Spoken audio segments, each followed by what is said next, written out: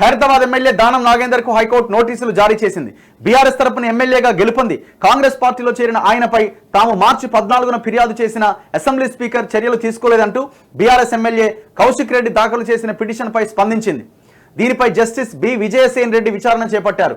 Petitioner తరపున senior న్యాయవాది గండ్ర మోహన్ రావు వాదన వినిపిస్తూ స్పీకర్ తమ ఫిర్యాదును పరిగణలోకి తీసుకొని నాగేందర్కు కనీసం నోటీసులు జారీ చేయలే, స్పీకర్ను కలవడానికి కూడా ఎమ్మెల్యేలకు అనుమతి ఇవ్వలే, చివరికి రిజిస్టర్డ్ పోస్టులో ఫిర్యాదు చేయాల్సి వచ్చిందని పేర్కొన్నారు. సిగ్గుండాల మీకు కొంచెమన్నా.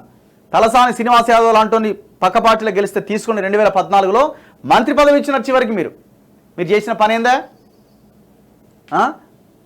దానం నాగేందర్ ఎమ్మెల్యే పదవికి రాజీనామా చేయకుండా కాంగ్రెస్లో చేరినందున పార్టీ ఫిరాయింపుల చట్టం కింద ఆయన పైన అనర్హత వేటు వేయాల్సి ఉందన్నారు.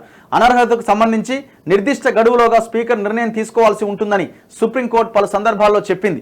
ఈ మేరకు స్పీకర్కు కూడా నోటీసులు జారీ చేయవచ్చనగా అడ్వకేట్ జనరల్ సుదర్శన్ రెడ్డి అభ్యంతరం వ్యక్తం చేశారు. స్పీకర్ కార్యాలయానికి నోటీసులు ఇస్తే సరిపోతుందని, స్పీకర్కు ప్రత్యేకంగా ఇవ్వడం సరికాదని, ఆ స్థానానికి గౌరవం ఇవ్వాలని పేర్కొన్నారు. ఫిర్యాదుపై వెంటనే స్పీకర్ నిర్ణయం తీసుకోవాలంటూ స్పీకర్పై ఒత్తిడి తీసుకురావడం కూడా తగదు. గత ప్రభుత్వ హయాంలోనూ 2019లో పార్టీ ఫిరాయింపులపై ఇచ్చిన ఫిర్యాదులను 2023 దాకా తేల్చలేదన్న విషయాన్ని పరిగణలోకి తీసుకోవాలి. ఇరుపక్షాల వాదనలు విన్న న్యాయమూర్తి నాగేందర్తో పాటు న్యాయశాఖ కార్యదర్శి స్పీకర్ కార్యాలయం ఎన్నికల సంఘానికి కౌంటర్లు దాఖలు చేయాలని నోటీసులు జారీ చేస్తూ విచారణ ఈ నెల 25కు వాయిదా వేశారు. ఇది నడుస్తూ ఉన్నది.